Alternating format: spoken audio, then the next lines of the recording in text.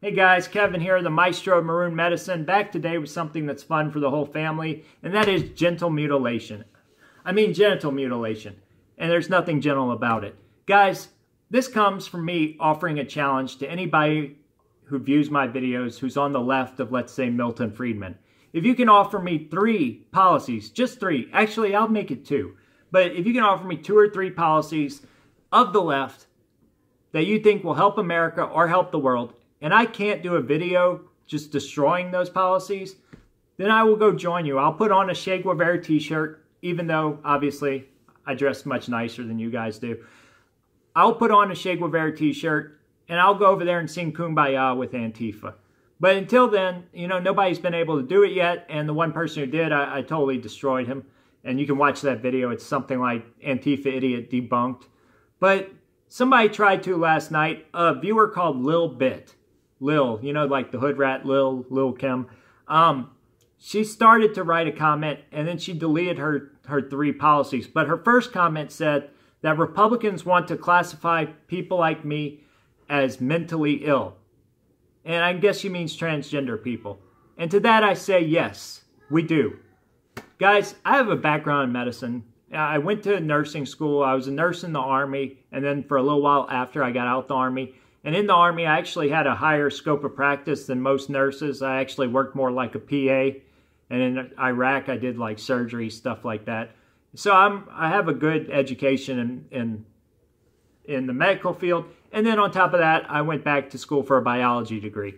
So I'm also married to a doctor, and I'll talk about that later. But I want to address this. Yes, if you're transgender, or you're transvestite, you have sexual reassignment surgery, you have a mental illness.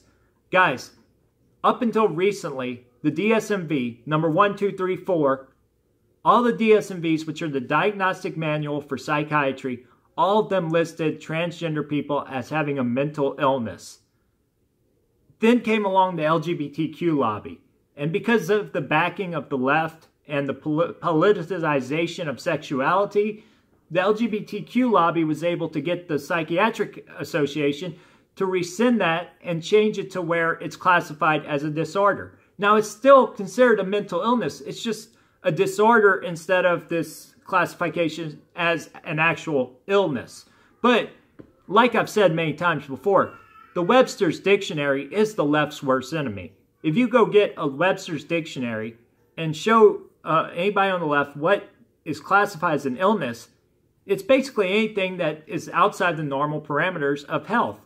And that includes stuff that you have to take medications for, and definitely all things that need surgical intervention. So, yes, the Psychiatric Administration or Association actually changed the definition. They classified it as an identity disorder, either PID or body positivity identity disorder. But let's look at the facts, guys.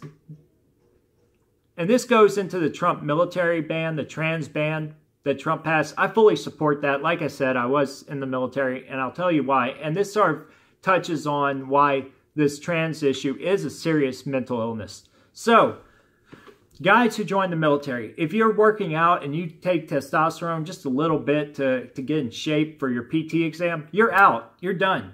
And that's because people who take steroids, even these small amounts of androgen tests that men take to get in shape, they have serious side effects. They cause mania, they cause depression, they cause suicidal and homicidal thoughts, roid rage, and this is something that's very dangerous, especially in a combat operator situation. When you have people who are supposed to be at the peak of mental and physical health, guys, the military doesn't even let people in if they're on ADHD medication. But you want to put somebody in who's on enough hormones, dangerous steroid medications that change the body's whole physiology and anatomy, that make men grow breasts. This is not safe, guys. This is not normal. And it's definitely not good mental health to want to grow breasts or cut off a genital, a part of your anatomy. That's not normal mental health. And so, like I've said, this is something that's dangerous. There are lots of places where the left can go play mad scientists, mad social scientists. They can I mean, they've consolidated the universities. They control all our schools right now. They could go play mad scientists with them and social experiment on those kids. They've already messed them all up anyway. But leave our military alone. These are people who defend our country. And the veteran suicide rate is something like 25 a day right now are killing themselves. And as a veteran, I encourage all of you to go out and support groups like Wounded Warrior Project.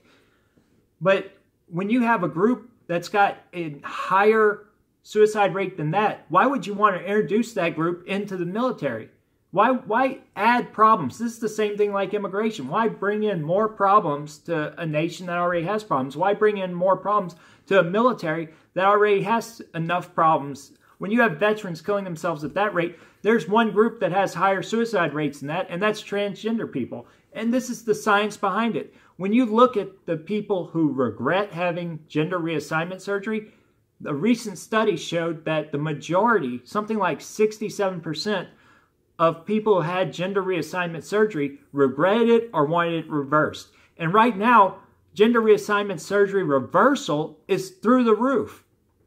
Guys, when you have that kind of statistics, those kind of statistics, it shows you that they're not addressing the problem. And the problem is mental illness. They're not addressing the mental health part of it. And because they're not addressing that, and they're using a quick fix, which is to cut off genitals, then that's why you have people wanting to reverse it. That's why you have people committing suicide, because they think they're trapped. They realize that they're never going to be happy with their body because nobody's out there addressing the mental health issues.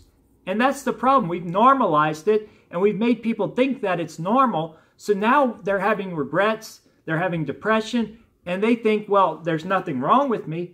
But you have to tell people the truth, guys. You can't lie to people. You have to say, look, you have a mental illness.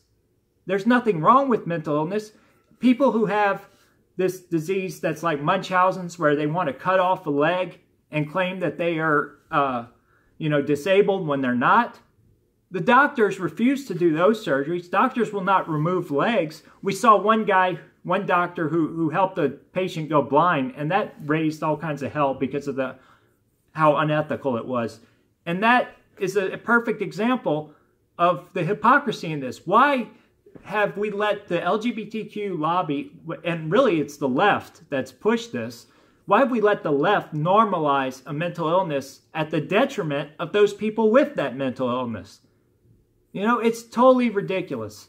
And the promotion of it, that's even more ridiculous. The fact that we're promoting it and things like these storytime drag queen hours, most recently with this drag queen Xochie Mocci, who's actually a Satanist who dressed up as a demon princess with horns and went and read to kids at the Michelle Obama Public Library. The fact that these kind of things are going on to promote this as normal is why we have so many kids doing makeup tutorials, why we have so many kids who think they're pansexual, who are calling themselves, transgender when they're only 4 or 5 years old. Guys, these kids are going to have some serious problems when they get older. First of all, you're not preparing them for adult life by any means when you do that, okay? And you're not preparing them for a global economy. You're not preparing them for normal relationships. And this is dangerous. So there's all kinds of implications to this. But here's the fact. We need to be cordial. We need to be polite and friendly and respectful of each other. That's all that society's ever needed. We don't need all these special affirmative actions and all these different things to give each other, hands up and handouts. We just need to be polite and charitable and kind.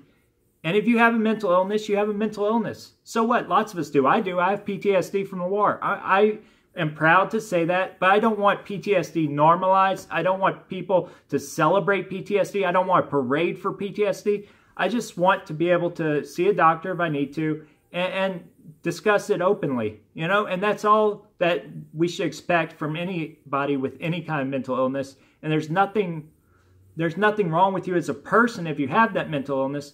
It's just not something that needs to be normalized. So anyway, I'm out. Red pill.